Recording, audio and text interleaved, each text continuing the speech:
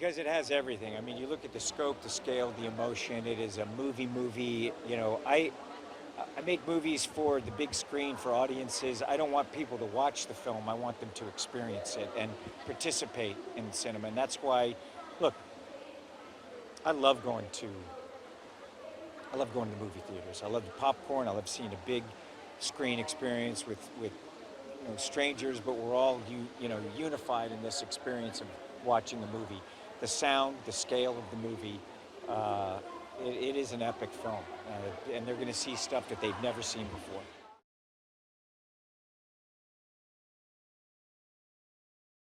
Look, I'm excited. Anything that's going to promote cinema. You know, the Academy is something that should be there to promote cinema and allow people to understand, what we are and what we do, and I like the wide range of films and anything. I have a wide range of taste in movies and so many filmmakers that I admire, and I like to see everybody get recognized.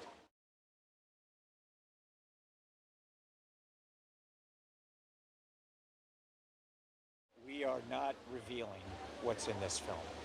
Whatever you see in TV clips, trailers, I'm not showing anything. You know, we're going, you have to see this film and experience it. We are not going to let it.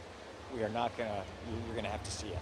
So when people sit down, they're going to be like, we did not give anything away. Hey! Thank you, sir. Yeah. You are looking good. Right here in 3, 2, 1. Nice. That's great. Gentlemen. Okay, guys. Gentlemen's a hit. It's a hit.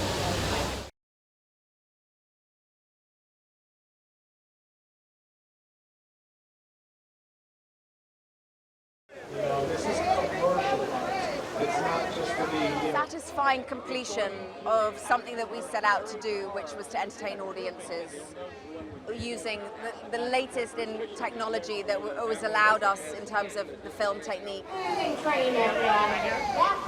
this camera right here. Haley, ready to I don't think there will ever be a man like Tom Cruise ever again in a genre like this. He is our modern day Buster Keaton. It takes my breath away what he does to prepare and sustain that high level of performance as a producer and as a movie star. And I'll take away a sense of what it really means to be a leader on a set, which is to be someone who's devoted to service. I think that he is someone who is the embodiment of knowing that you can't succeed unless everyone around you succeeds, and who actively wants other people to thrive.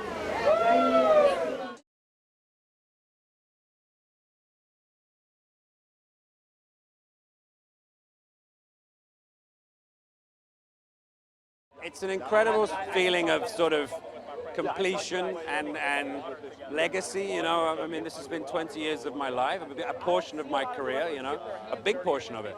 And I'm just so delighted that I'm standing here talking to you now.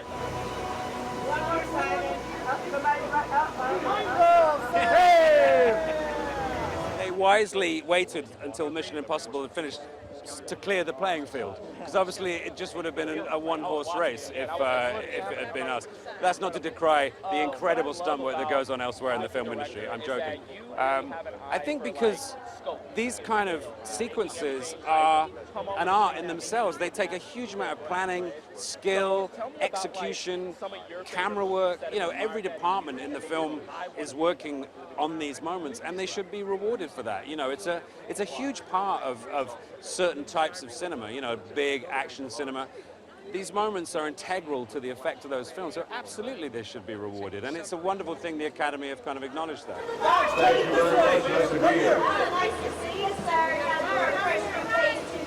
It's been down to McHugh and me working with the camera, I mean, mainly McHugh. He joined on Ghost Protocol, which was the first time Benji was in the field, and he was able to kind of like be present for all of Benji's evolution as an agent.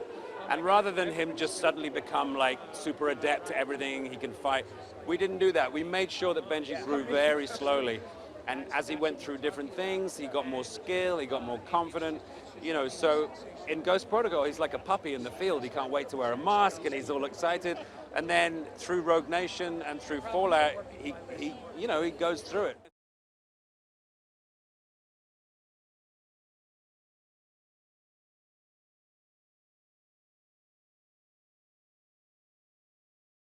It's more emotional. It's much more emotional. And all the little moments, the kind of little nuances, and the detail that McHugh put in.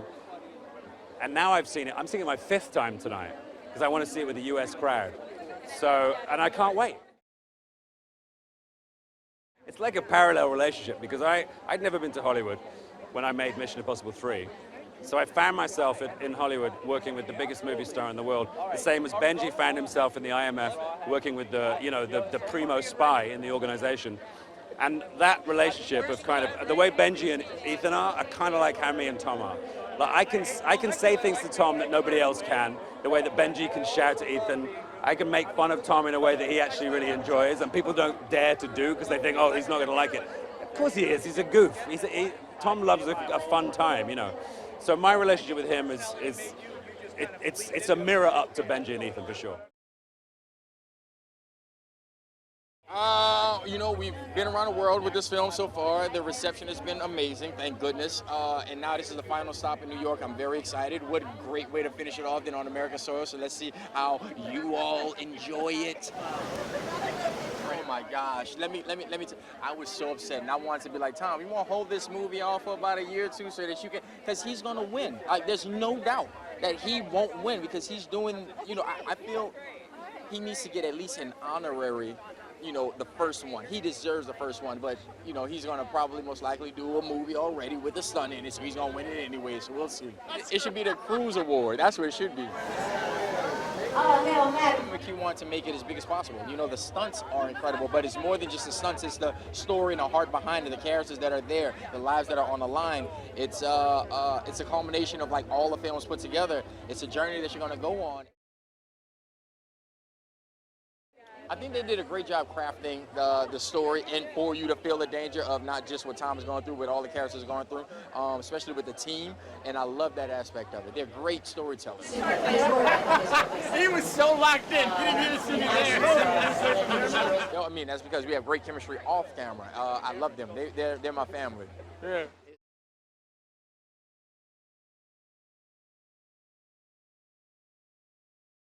Oh my God, so many things happened, you know, but we created incredible bonds with the cast and crew, and it was amazing to develop the character and to get to share these scenes with them and to travel all around the world, you know. It was really special. The action is unbelievable. There is scenes in the air, in the water, incredible fight scenes. There's a lot of very emotional scenes too with close-ups. You want to see it on a big screen, you know. And the music, the sound, you know, in IMAX, in a movie theater, it really like takes you know, it like really moves you in a much deeper way. So that has to be seen on the big screen.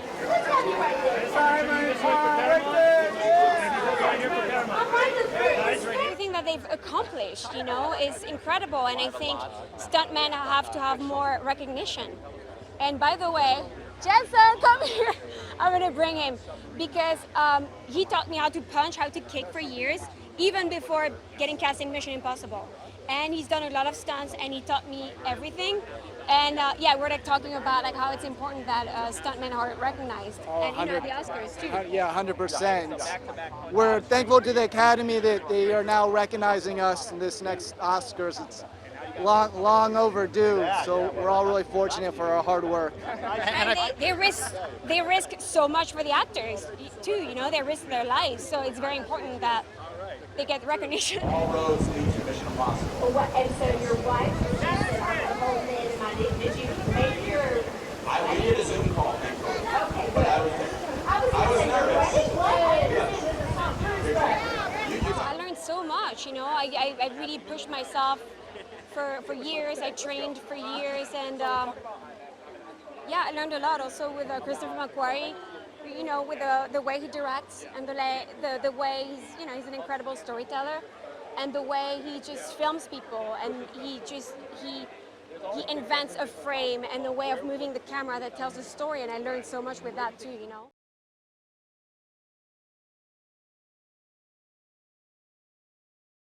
You know, New York, one of the greatest cities on the face of the earth, a city that I love and adore and have lived in, you know?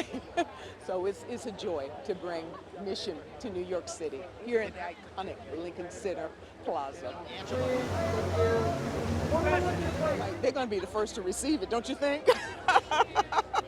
Yeah, absolutely, absolutely. I mean, they made such an impression. They go to great lengths to bring great stunts to this franchise, and they've achieved it yet again. Not one, but two. Fantastic stunts. And maybe more. You decide.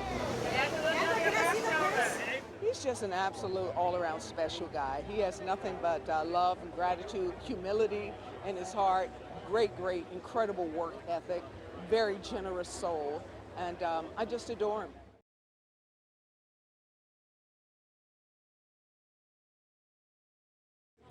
You know what it feels like to be? It's like graduation day. You know, when you've gone to high school or college for 4 years, this one is 5 years. 5 years. And oddly enough, it was May of 2020 that I got the call. You know, and this is 5 years. Exactly. It's a graduation. It's sad. You know, when you graduate, you're sad because those are your mates that you've seen, you know, through the years. You've developed bonds and shared experiences that I don't know that I'll ever get a chance to again. It's that big. These movies, I don't know if anybody could do them like Tom and McHugh and Paramount Pictures. I mean, there's hundreds and hundreds of millions of dollars on the screen, you know, to make sure the audiences are thrilled, entertained, laugh, cry, you know, at the edge of their seats. That's what movie making is about, and it's special. It's special to make sure that people go see it on the big screen. I don't want to beat a dead horse, but it's not like on your device or at home where you can press pause and go to the bathroom, take a call. You know, it's not. There's something about the suspension of disbelief in a movie theater where if you look away too long, you're going to miss something. So you're just enraptured, you know, you're captivated by the story. And in IMAX, by the grandness of the production value. These guys spare no expense to make sure this looks amazing. Right there's good, right here. It's serious business, and I'll tell you why. We give our lives to our craft. Unfortunately, stunt people literally give their lives. They've lost their lives doing this. It's no joke. People have sacrificed everything. The least the Academy could do is honor that and the illusion, where it's all about illusion, right? The joy of filmmaking is taking something, making it safe, but allowing it to look extremely unsafe. It's Buster Keaton all over again. It's all the great, you know, stunt pioneers. And Tom has taken it to another level. Him, McHugh, and let's not forget Wade Eastwood. Eastwood stunt teams, they've been doing this. Tom picks the best for a reason. These people have our lives in their hands. Their quality means everything to us. So I'm grateful to the Academy for doing that. It's, first of all, it's a bucket list. It's one of those things where, you know, I'd flown a biplane before in the past. I did a sequence in a movie, but this is on a whole nother level. I mean, the stunts, I had to train to fly, even though I don't literally fly mine. Like Tom literally flew his plane, like close to water. I'm like, be careful, dude. You know, you're not just my friend, the co-star, the executive producer, but yeah, you're executive producer. Like, we can't have anything happen to you. It's amazing, but you know, to his credit, man's still alive. And that means something. That means he knows what he's doing, and your safety is paramount to him, pun intended. The difference between Mission 1 was finding footing, I think, for the franchise, for Tom, for everybody involved. It was a huge undertaking. And particularly in this film, it's true, all the films, but there are a couple of stunt sequences. A couple more right in front of you. For each iteration, they have discovered what they are, and they go deeper and deeper, and they're better and better at doing it. And they call this dude back after 25 years. Now that we have a really great idea of what we're going to do, will you come back and give us your gravitas that you've picked up over the last 25 years and feed that into the production? So it was a gift. And the production itself has gotten deeper and deeper and better and better. The stunts, of course, are more and more intricate and more fascinating.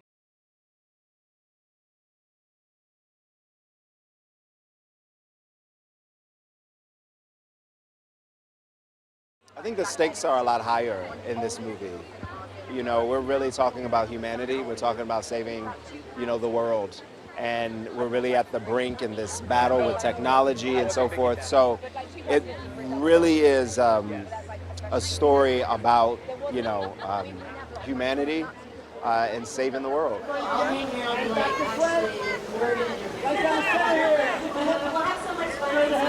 It really pushed me to get out of my own way, you know, as an actor, and really just trust the process. You know, they keep me on my toes, and it's not easy to film a high intense movie. So I'll never forget the experiences I've had. Me personally, it's a dream.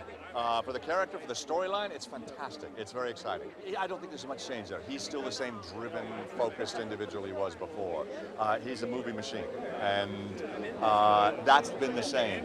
The epic quality, I mean, the first one was amazing. I loved it. This one, it's a level up. It's the biggest movie franchise for in this genre ever. We'd like you to come back and do this. As I was saying, I thought it was a joke. I thought somebody was winding me up, a friend of mine. And when I found out when Q came on the screen, it was like, get the heck out of here. Although I didn't say heck. But yeah, he knows. But it was amazing. And then as we started working on it, and he filled me in on what he wanted to do and how we wanted to do it, and it's very collaborative. So it was wonderful to be a part of. Katy, right here. It was so much fun. He just has. I know everybody knows he has charisma, great energy, and everything like that. But he was also so collaborative, and I wasn't expecting the biggest movie star in the world, basically, to be standing, doing his off-camera lines, giving me 100%, even when he wasn't on, and it was inspiring.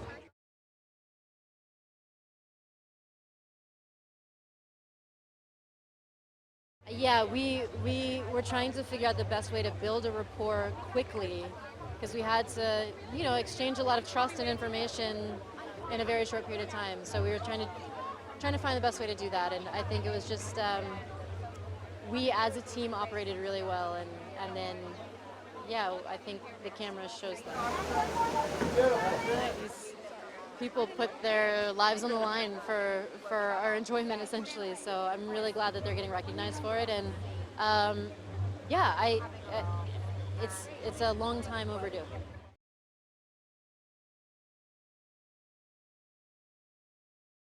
I'm lucky enough to work with great people, and one thing that's prevalent is you can always tell when a production is run with love and optimism and creativity, which this is one of those, where everybody is respected. There's sort of a tacit agreement. It's like a sports team, like, all right, we're all here. We've all been training for this our whole lives. We are gonna do everything we can to go out there and kick ass and exceed expectations. And Tom, as the star quarterback and the coach and, you know, and the team owner, the whole time he's watching. He and McHugh are scrutinizing the scene, the shots, the script, and they're always workshopping it. And I've never worked with anybody like that, where, you know, usually when you're dealing with these big budgets and these studio features, there's a lot of corporate fear of like, okay, you can shoot the tank scene, but you only get 3 tanks and you only get 8 explosions. And Tom and McHugh will shoot their 8 explosions, and they're like, what if? And they always have the what if available, and that's what makes it so fun, and it retains such a childlike joy. Satisfying. It is satisfying. It's about time. I mean, there are things like that in casting, and you know, that you're like, why is it 2025 and we're finally getting to stunts at the Oscars? I mean, McHugh and Tom, you know, we have lost. I lament that we have lost the swashbuckler in modern filmmaking. The audacity and experience and confidence with which they have achieved everything. We were shooting on Tom's 60th birthday in London, and they showed us the cut-together sequence of those biplanes. And we just looked at him and said, it's a good thing you're standing here, because I would not believe you were still alive after those stunts.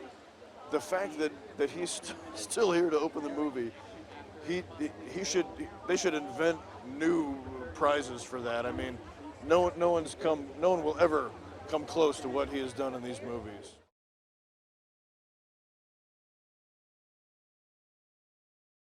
I mean, it's quite astonishing. It's such an accomplishment of decades, and just, you know, the shooting and production of number 7 and 8, which they did together, is just so gargantuan. I'm so grateful to be a small part of it. I had so much fun shooting my bit in London. My wife Megan came and stayed with me, and I mean, all of a sudden, you know, I'm playing the chairman of the Joint Chiefs of Staff, interrogating Tom Cruise in a Mission Impossible movie. It's an absolute dream come true. It's pretty emotional. I mean, with this cast and what the world was going through, what the industry was going through. When Tom and I started this, we were in post-production on Top Gun, we were shooting Dead Reckoning, we were in pre-production on this movie, making all of them at the same time. When we were promoting Dead Reckoning, there wasn't the feeling we're having now, because we were still making this movie. So it was almost like you stopped to promote a movie while you were making it. And after such a long period of time, we became such a close-knit family. And it kind of felt like it was never going to end. And this was just what we did for a living. It's very strange. It's a bit of a double-edged sword.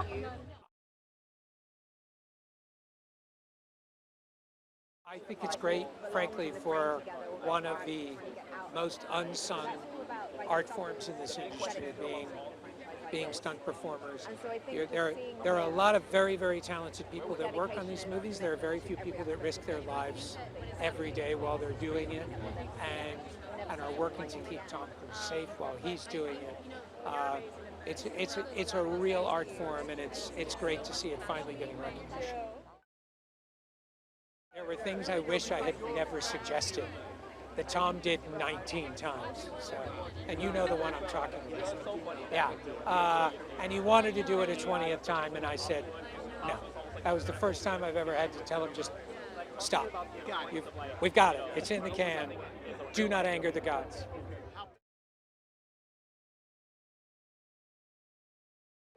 Well, Tom was going to bat for me earlier than that. And, you know, when he and I met, I was quitting the movie business. And I was just swimming upstream, and I've always felt a little bit like an outsider. And Tom was like one of those people who could read my screenplays. I could talk to him about movies, and he understood the language I was speaking. And the support he's given me, the opportunities he's given me, the freedom he's given me to create on these movies. And what's great about Tom is he's a student as much as he is a teacher. You don't come onto these movies with him saying, here's how you make a Tom Cruise movie. He's saying, how do you want to do it? And with each one of these, I've tried to honor what diehard fans of the franchise love, which is it's a different director every time. It's how do we make this movie different? How do we keep expanding it? How do we keep it evolving?